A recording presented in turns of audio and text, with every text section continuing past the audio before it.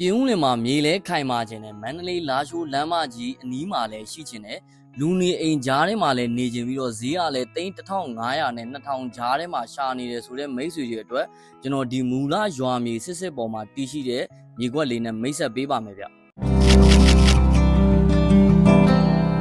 ဟုတ်ကဲ့ကျွန်တော်ကတော့ Sweet Home ကကိုဖြိုးဖြစ်ပါတယ်ဒီနေ့ကျွန်တော်မိတ်ဆက်ပေးမယ်မြေကွက်ကပြင်ဦးလင်မြို့ရဲ့ရော့ကတ်ကြီးစနစ်ရေချမ်းဦးမှာတည်ရှိမယ်မူလရွာမြေမှာတည်ရှိတာဖြစ်ပြီးတော့ကျွန်တော်တို့ဒီဟိုတယ်တွေစားတောက်ဆိုင်တွေစီဆိုင်တွေရဲ့အနီးမှာလည်းတည်ရှိတယ်အနီးနားပတ်ဝန်းကျင်မှာလည်းလူနေအိမ်ကောင်းတွေရှိပြီးတော့လမ်းအနေနဲ့ကလည်းမြေကွက်ရဲ့အရှိမပေ20လမ်းရှိတာဖြစ်လို့လမ်းအနေနဲ့ကလည်းကျဲတယ်အဝင်လန်းတစ်လျှောက်မှာလည်းပတ်ဝန်းကျင်မှာလူနေအိမ်ကြီးအိမ်ကောင်းတွေနဲ့ပြည့်နှက်နေတဲ့ပတ်ဝန်းကျင်ကောင်းတစ်ခုလည်းဖြစ်တယ်ချမ်းကျဲအနေနဲ့ကပေ40-60ပေါ်မှာတည်ရှိတဲ့မူလရွာမြေစစ်စစ်ပေါ်ကမြေကွက်လေးတစ်ကွက်ဖြစ်တယ်ညနေလှည့်အနေနဲ့ကတော့အနောက်လှည့်ထားတဲ့အကွက်အနေထားလေးဖြစ်တယ်ဒီနေရာမှာနှစ်ကွက်တွဲယူခြင်းနဲ့ဆိုတဲ့မိတ်ဆွေတွေအတွက်လည်းနှစ်ကွက်တွဲယူလို့ရမယ်ကဲ့ရဲ့မြေကွက်လေးတွေလည်းဖြစ်တယ်ချမ်းဝင်းထဲမှာလည်းမြေကထန်းကြီးစရာမလိုဘူးအုတ်တိုင်းတံပန်းတကားတွေဆိုရင်လည်းတကယ်ကိုမှလှလှပပနဲ့အလားစင်ပုံဖော်ထားပေးတယ်အဲ့တော့ဒီမြေကွက်ကိုစိတ်ဝင်စားတယ်ဆိုရင်ခေါ်ဆိုထားတဲ့ဈေးနှုန်းက3800ဖြစ်ပြီးတော့